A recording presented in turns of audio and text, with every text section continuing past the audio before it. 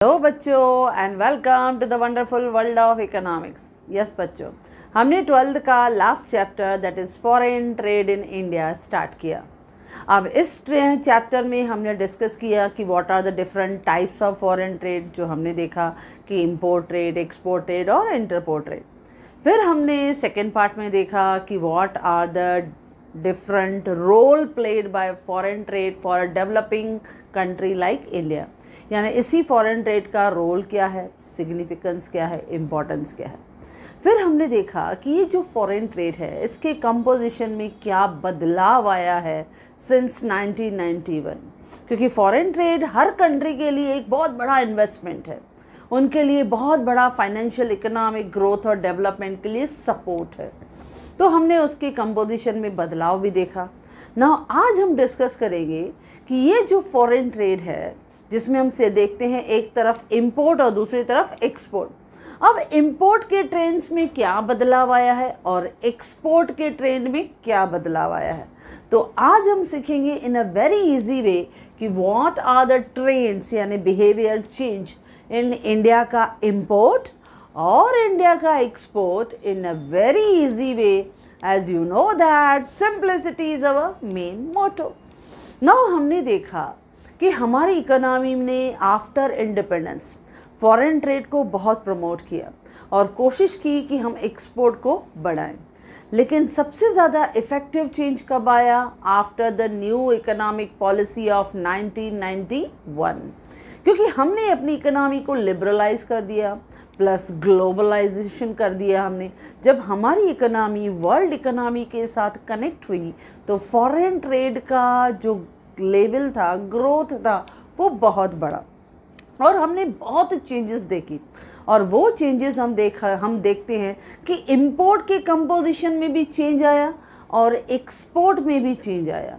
जो चीज़ें हम बेसिकली पहले हम एक्सपोर्ट करते थे यानी प्राइमरी गुड्स थे, जैसे जूट हमने देखा, राइस देखा, ऑयल सीड्स हमने देखा, फूड ग्रेन्स था, मिनरल प्रोडक्ट्स थे, वो हम एक्सपोर्ट करते थे।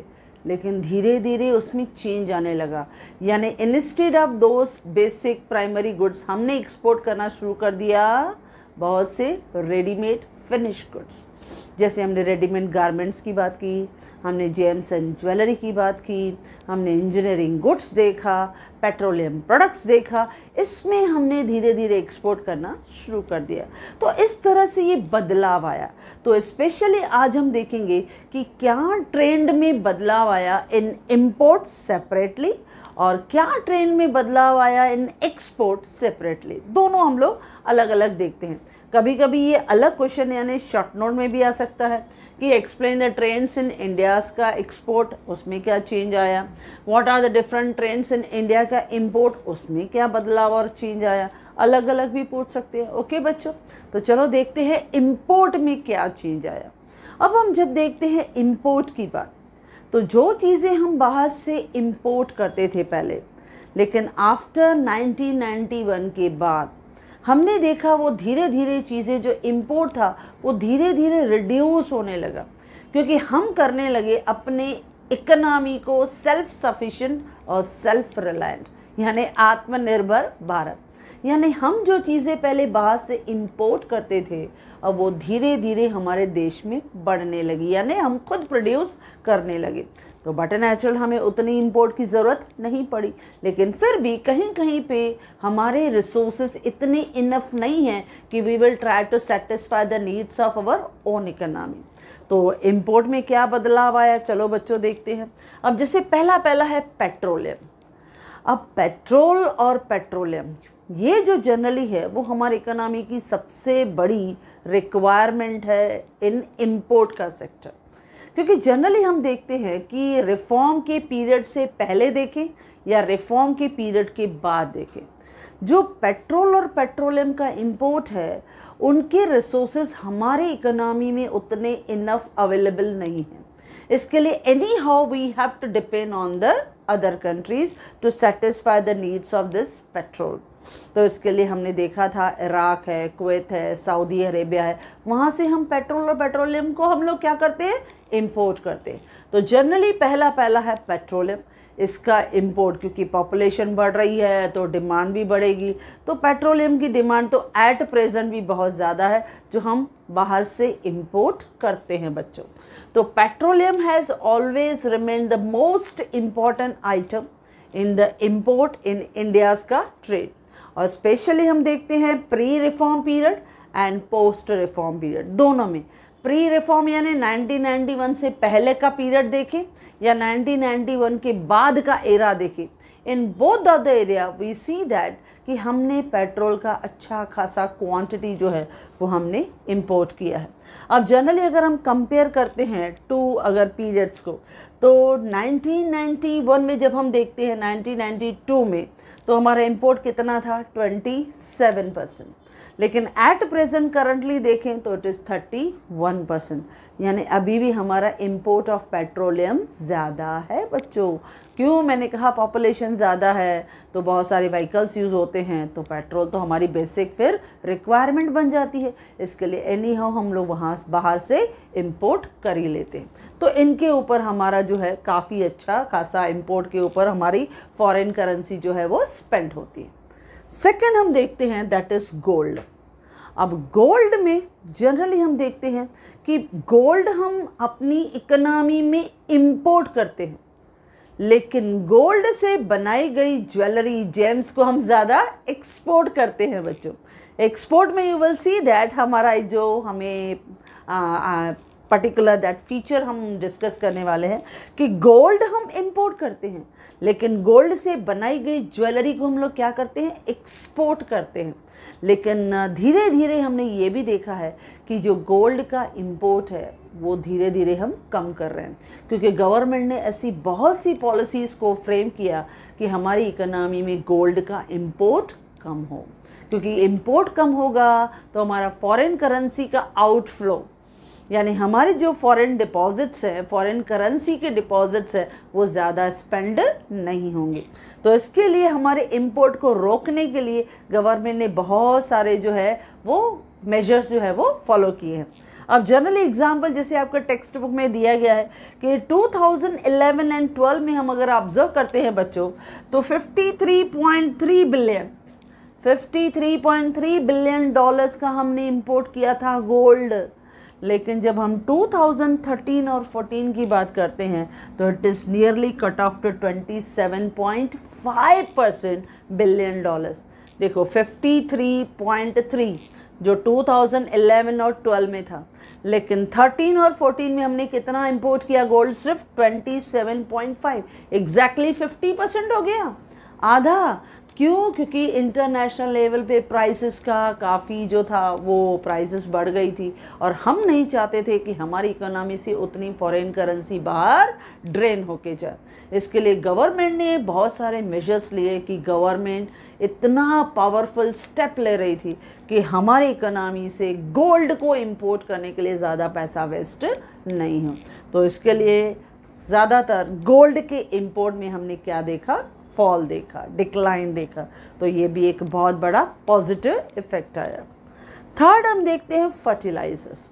अब हमारी इकोनॉमी में क्योंकि एग्रीकल्चर प्रोडक्टिविटी बढ़ानी है तो फर्टिलाइजर्स को भी काफ़ी जो है वो इंपोर्ट किया जाता है ना। फर्टिलाइजर्स का जो शेयर है वो भी हम धीरे धीरे ऑब्जर्व कर रहे हैं कम हो रहा है, और हमारी इकोनॉमी में उनके ऊपर डिपेंडेंस कम हो रहा है। अब जैसे हम 1991 में अगर हम देख रहे हैं तो फर्टिलाइजर्स के लिए हमने कितना अपना करेंसी यूज़ किया था बच्चों, 4.1%। कितना? 4.1%। लेकिन अगर मैं 2016 और 17 की बात करूं बच्चों तो हमने कितना खर्चा किया, 1.3%। देखो कितना हमने अपना जो इंपोर्ट था वो कम कर दिया। पहले हम 4.1%, लेकिन now we are spending only 1.3%। यानी इस तरह से हमने अपने फर्टिलाइज़र्स का इंपोर्ट भी रिड्यूस कर दिया है, उसके लिए भी हमने अपना खर्चा कम कर दिया है। तो इसके लिए फर्टिलाइज़र्स जो हम इंपोर्ट करते हैं, लेकिन धीरे धीरे इस इंपोर्ट में जो हमारा शेयर खर्चा होता है वो हमने धीरे धीरे रिड्यूस कर दिया। फोर्थ हम देखते हैं आयरन स्टील। अब आयरन स्टील में भी same tendency, same trend, same behaviour observe किया गया है। जब हम 1991 की बात करते हैं बच्चों तो हमने खर्चा किया है 4.9%, लेकिन जब हम 2016 और 17 की बात करते हैं तो हमने खर्चा किया है 2.1%, यानी 50%।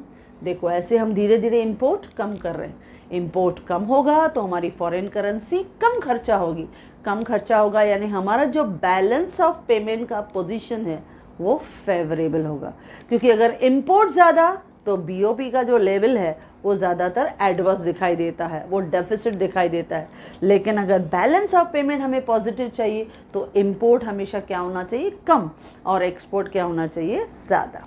तो इस तरह से इंपोर्ट में हम देखते हैं 4 प्रोडक्ट्स, जिसमें पहला पेट्रोलियम है, जिसमें हम 91-92 की अगर डेटा देखें तो 27% हम लोग इंपोर्ट पे खर्चा करते थे, लेकिन एट प्रेजेंट 31।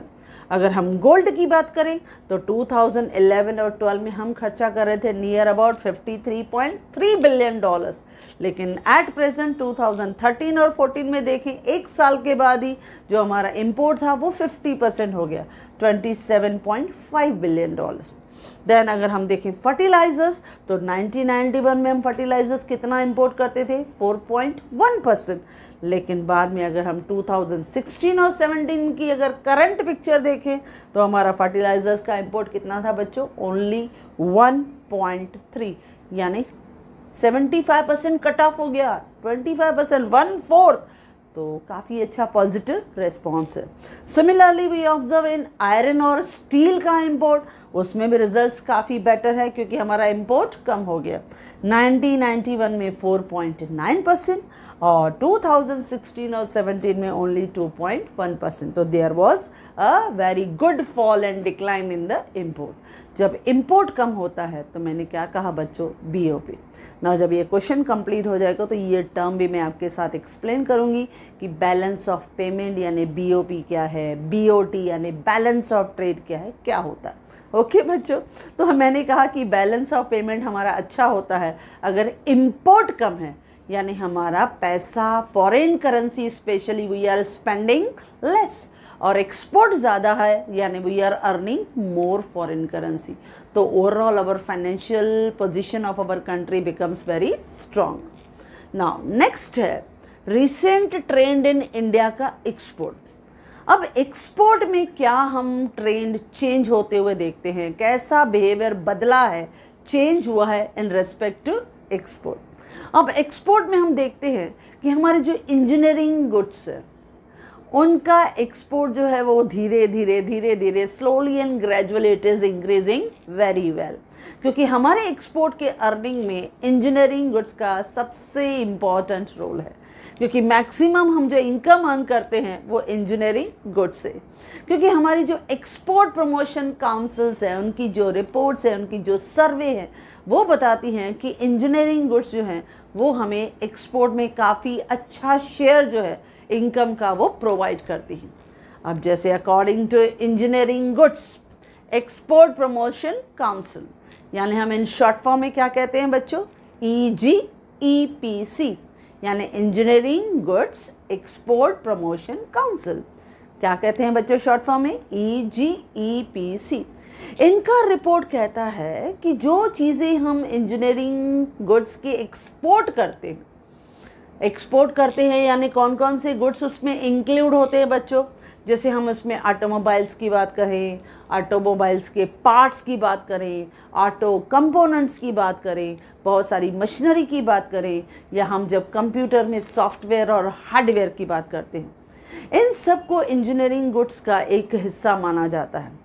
अब हमारे जो engineering goods export promotion council है उसके रिपोर्ट के हिसाब से जो शेयर है इंजीनियरिंग गुड्स का वो हमारे इंडिया के एक्सपोर्ट लेवल में कितना है बच्चों, 25%, यानी 1/4। तो काफ़ी अच्छा इनकम जो है, फॉरेन करेंसी जो है we earn only because of a very important product that is engineering products, engineering goods. तो ये हमारे इंडियन एक्सपोर्ट को एक काफ़ी अच्छा फाइनेंशियल सपोर्ट देता है, जिससे हम काफ़ी अच्छी करेंसी अर्न कर लेते हैं। क्लियर बच्चों। नेक्स्ट है पेट्रोलियम प्रोडक्ट्स।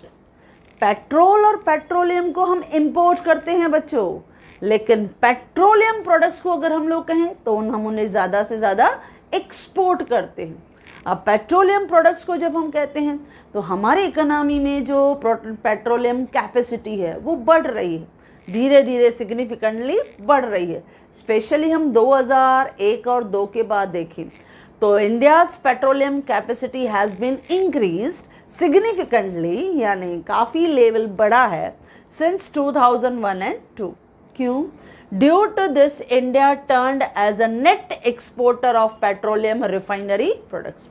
तो बहुत सारे पेट्रोलियम रिफाइनरी जो प्रोडक्ट्स हैं हम उन्हें ज़्यादा से ज़्यादा एक्सपोर्ट करते हैं। अब नेट एक्सपोर्टर हमारी इंडियन इकोनॉमी बढ़ जाती है। अब इसको कंपेयर करते हैं, जैसे 2000 और 2001 में अगर हम देखें तो इंडिया का टोटल एक्सपोर्ट कितना था? 4.3% ओनली। 2001 में हमारा एक्सपोर्ट कितना था? हमारे जो पूरा पेट्रोलियम रिफाइनरी प्रोडक्ट्स से कितना हम लोग पेट्रोलियम के प्रोडक्ट को एक्सपोर्ट कर रहे थे बच्चों? ओनली 4.3%। लेकिन अगर मैं बात करूं 2013 और 14 एग्जैक्टली अगर हम लोग 12 साल बाद की अगर बात करें तो उसका एक्सपोर्ट लेवल था 20.1%, यानी 5 टाइम्स ज़्यादा, उतना एक्सपोर्ट हमने ज़्यादा किया।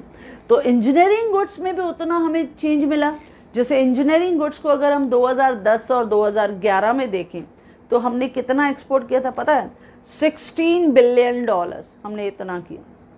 लेकिन अगर मैं 2014 और 15 की बात करूं, 4 साल के बाद, तो हमने किया दैट इज़ $24.8 बिलियन, यानी हमने इसमें भी काफ़ी अच्छा जो है वो ग्रोथ कर लिया।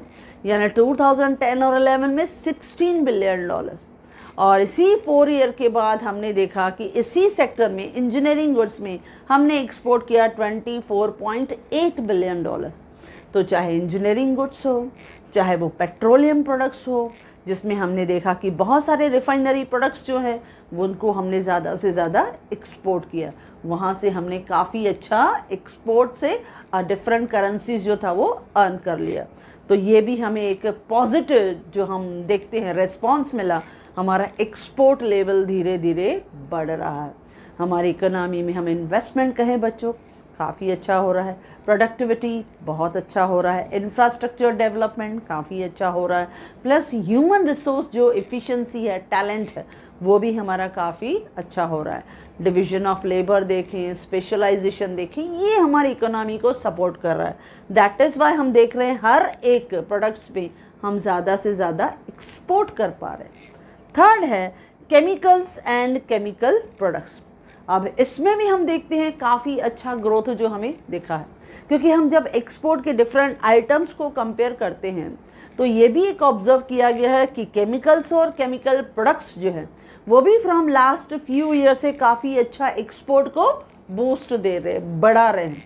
तो केमिकल्स और केमिकल प्रोडक्ट्स जो हैं इसमें भी अगर हम 2014 और 15 की फिगर देखें तो हमारे एक्सपोर्ट का कितना हिस्सा रहा है? 10.4%, यानी ये भी काफ़ी अच्छा हमारे एक्सपोर्ट अर्निंग को बढ़ाने में, इंक्रीज़ करने में हेल्प कर रहा है। तो केमिकल्स और केमिकल प्रोडक्ट्स जो हैं, फार्मास्यूटिकल कंपनीज जो हैं वो भी इनको काफ़ी अच्छा सपोर्ट दे रहे हैं। नेक्स्ट है जेम्स और ज्वेलरी। हमने कहा गोल्ड हम इंपोर्ट करते हैं बच्चों, जो हमने धीरे धीरे रिड्यूस कर दिया है, लेकिन गोल्ड से बनाई गई ज्वेलरी जो है वो एक्सपोर्ट कर रहा है। जैसे फिगर दिया गया है कि जब हम ज्वेलरी की बात करते हैं तो 2014 और 15 में जो हमारा एक्सपोर्ट में ज्वेलरी का कंट्रीब्यूशन है दैट इज़ 13.3%, काफ़ी अच्छा शेयर है। यानी हमारी इकोनॉमी को एक्सपोर्ट अर्निंग में सपोर्ट करता है ज्वेलरी का सेक्टर, क्योंकि हमारी इकोनॉमी में यू नो दैट कि बहुत सारी आर्टिस्टिक जो है ज्वेलरी जो है वो बनाई जाती है, जो इंटरनेशनल लेवल पे हैवी डिमांडेड होती है। इसकी वजह से धीरे धीरे एक्सपोर्ट में काफ़ी शेयर हमारा बढ़ रहा है। नेक्स्ट हम देखते हैं टेक्सटाइल और रेडीमेड गारमेंट्स। इसमें भी हमने बहुत अच्छा ग्रोथ किया हुआ है, काफ़ी हम देखते हैं इसमें हमारी अर्निंग जो है slowly and gradually it is increasing. अब जब हम 2014 और 15 में देखते हैं तो इस टेक्सटाइल और रेडीमेड गारमेंट्स का भी शेयर 11.3% है। तो आप देख रहे हो एक्सपोर्ट में भी बदलाव आया है। हम देख रहे हैं कि बहुत सारे प्रोडक्ट्स जो है वो हमारे इंडियन इकोनॉमी से एक्सपोर्ट हो रहे हैं और उनमें काफ़ी अच्छा कंट्रीब्यूशन जो है ये प्रोडक्ट्स दे रहे हैं। जैसे इंजीनियरिंग गुड्स 25%, 1/4 एक इंजीनियरिंग गुड्स दे रहा है। अगर हम पेट्रोलियम प्रोडक्ट्स देख रहे हैं तो वो भी 21.1%, इसका भी काफ़ी अच्छा कंट्रीब्यूशन है। केमिकल और केमिकल प्रोडक्ट्स जो है वो भी 10.4%, यानी 10% अगर हम रफली भी कहें, नॉर्मली भी आपने याद किया तो भी अच्छी बात है। जब हम जेम्स एंड ज्वेलरी का बिजनेस देखते हैं तो भी हमारे लिए 13% काफ़ी अच्छा कंट्रीब्यूशन है। देन टेक्सटाइल और रेडीमेड गारमेंट्स हैं तो भी 11%। तो ओवरऑल हमारे इंडिया के एक्सपोर्ट में ये प्रोडक्ट जो है वो काफ़ी अच्छा रोल प्ले करते हैं। और जब हमारी इकोनॉमी का एक्सपोर्ट बढ़ता है बच्चों, तो हमारा बैलेंस ऑफ पेमेंट का पोजीशन जो है वो काफ़ी स्ट्रांग होता है। अब आप देख रहे हो कि जब भी मैं इंपोर्ट की बात कर रही हूँ कि इंपोर्ट हमारा रिड्यूस हो रहा है, तो बट नेचुरल हमारी फॉरेन करेंसी बाहर कम जाएगी, आउटफ्लो नहीं होगा। जब एक्सपोर्ट बढ़ेगा तो हमारे देश में फॉरेन करेंसी का इनफ्लो बढ़ेगा। यानी इससे इफ़ेक्ट होता है, दो कंसेप्ट है। एक है बैलेंस ऑफ ट्रेड। जब हम बैलेंस ऑफ ट्रेड बोलते हैं ना बच्चों, बैलेंस ऑफ ट्रेड यानी एक्सपोर्ट माइनस इंपोर्ट की बात करते हैं, that is called balance of trade, यानी BOT, ये है बैलेंस ऑफ ट्रेड। जब मैं बैलेंस ऑफ ट्रेड बोलती हूँ तो बैलेंस ऑफ ट्रेड मीन्स क्या है, ये है total difference between the value of export and value of import. हमने कितना एक्सपोर्ट किया, हमने कितना इंपोर्ट किया। मैंने 50,000 करोड़ का सपोज एक्सपोर्ट किया और उसमें से मैंने 40,000 करोड़ का इंपोर्ट किया, तो 50,000 करोड़ में से 40,000 करोड़ माइनस किया तो कितना बचा, 10,000 करोड़।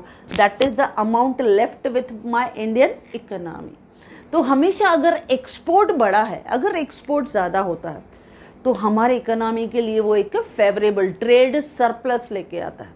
लेकिन अगर इंपोर्ट ज़्यादा है, मैंने इंपोर्ट ज़्यादा किया लेकिन एक्सपोर्ट कम किया, सपोज रिवर्स पोजीशन है, अगर रिवर्स पोजीशन में मैं देख रही हूँ मैंने 50,000 करोड़ का इंपोर्ट किया लेकिन एक्सपोर्ट में से मैंने 40,000 करोड़ कमाया, यानी 10,000 करोड़ क्या है, ट्रेड डेफिसिट, यानी 10,000 करोड़ का शॉर्टफॉल हुआ है। तो इसके लिए एक्सपोर्ट और इंपोर्ट के बीच में जब हम डिफरेंस देखते हैं बच्चों, तो वो है आपका बैलेंस ऑफ ट्रेड। लेकिन इससे भी एक वाइडर एक अगर हम कंसेप्ट देखते हैं तो वो है बैलेंस ऑफ पेमेंट, यानी BOP। ये जो बैलेंस ऑफ पेमेंट है यानी BOP, ये क्या होता है, ये हमारे देश का एक ऐसा सिस्टमैटिक रिकॉर्ड होता है जिसमें हमारे देश की जितनी भी इकोनॉमिक ट्रांजैक्शन है with the different countries during 1 year, उसे हम कहते हैं balance of payment. Balance of payment एक सिस्टमैटिक रिकॉर्ड होता है of all the economic transactions of a country during a year.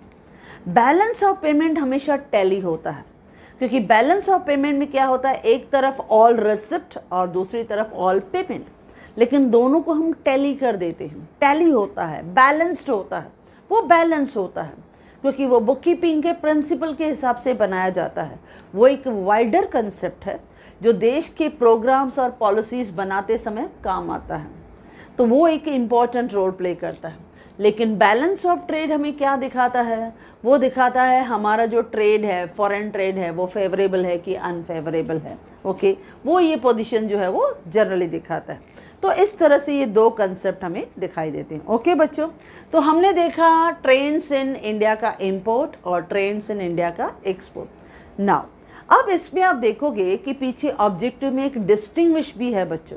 अब वो डिस्टिंग्विश में आपको 2 मार्क के लिए कभी कभी डिस्टिंग्विश भी आ सकता है कि right the distinguish between India का इंपोर्ट और इंडिया का एक्सपोर्ट। तो ये डिस्टिंग्विश लिखना बहुत आसान है बच्चों, जो मैंने नोट्स में भी आपको दिया है और वेरी इजी है।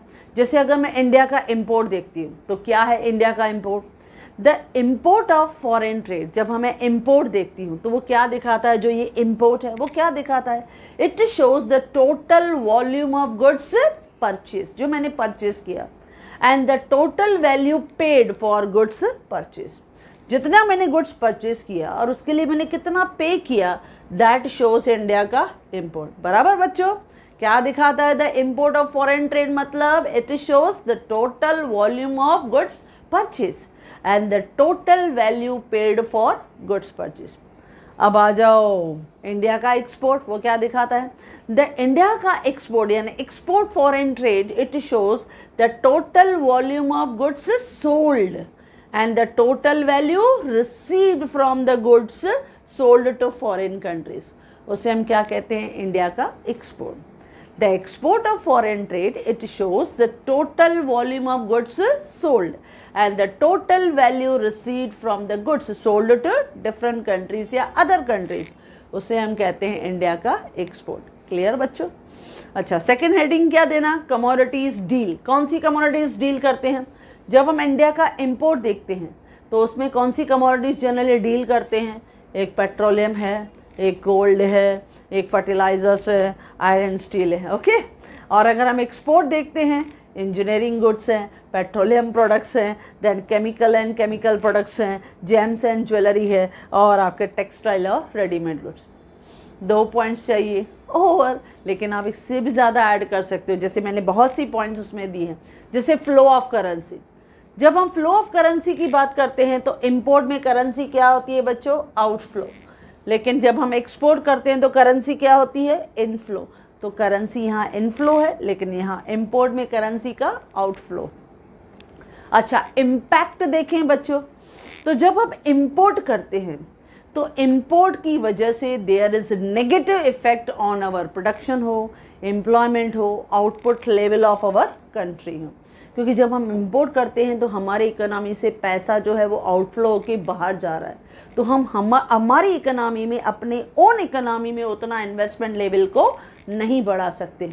लेकिन जब हम एक्सपोर्ट करते हैं तो इट हैज़ पॉजिटिव इम्पैक्ट, वो हमारी इकोनॉमी के ऊपर पॉजिटिव इम्पैक्ट डालता है, चाहे वो प्रोडक्शन हो, चाहे वो आउटपुट हो, चाहे वो एम्प्लॉयमेंट लेवल हो, उसको बढ़ा देता है।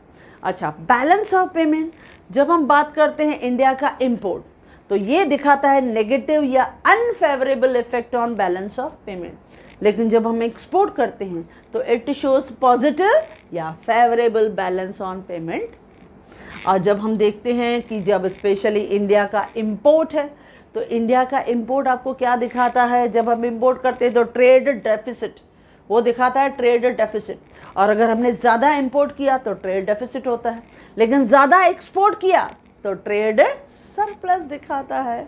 ओके बच्चों, तो इस तरह से ट्रेंड्स इन इंपोर्ट या ट्रेंड्स इन एक्सपोर्ट। ओके बच्चों, या एक और डिस्टिंग्विश आपको दिया गया है, बैलेंस ऑफ पेमेंट या बैलेंस ऑफ ट्रेड, दोनों को आप दिखा सकते हो। अब जब बैलेंस ऑफ पेमेंट है तो वो क्या है? एक सिस्टमैटिक रिकॉर्ड है of all the international economic transactions of a country during a year. लेकिन अगर बैलेंस ऑफ ट्रेड है तो ये क्या है? Difference between the value of export and the value of import. जब हम बैलेंस ऑफ ट्रेड की बात करते हैं तो वो नैरो कंसेप्ट है, बैलेंस ऑफ पेमेंट की बात करते हैं तो वो वाइडर कंसेप्ट है। क्योंकि बैलेंस ऑफ ट्रेड में सिर्फ वैल्यू ऑफ एक्सपोर्ट और इंपोर्ट के गुड्स की बात होती है, लेकिन जब हम बैलेंस ऑफ पेमेंट की बात करते हैं तो उसमें import and export of goods, services और कैपिटल की ट्रांजैक्शंस इन्वॉल्व होती हैं। जब भी पॉलिसी फ्रेम होती है तो balance of payment is important, लेकिन balance of trade is not used for the policy formulation. तो इस तरह से आप डिस्टिंग्विश भी बिटवीन बैलेंस ऑफ पेमेंट और बैलेंस ऑफ ट्रेड आप लिख सकते हैं। तो देखा बच्चों, हमने एक ही खाली क्वेश्चन लिया कि ट्रेंड्स इंडिया के इंपोर्ट में क्या चेंज हुआ है, ट्रेंड्स आपके इंडिया के एक्सपोर्ट में क्या चेंज हुआ है, लेकिन उसके साथ साथ हमने दो डिस्टिंग्विश भी कंप्लीट कर लिए। तो नोट्स को जस्ट आप जब पढ़ रहे हो तो यही सेम पॉइंट्स जब आप माइंड में लर्न करोगे तो आप इजीली डिस्टिंग्विश भी लिख पाओगे। ओके बच्चों, सो आई होप सो कि ये जो टॉपिक है वो आपको ईजिली समझ में आया होगा।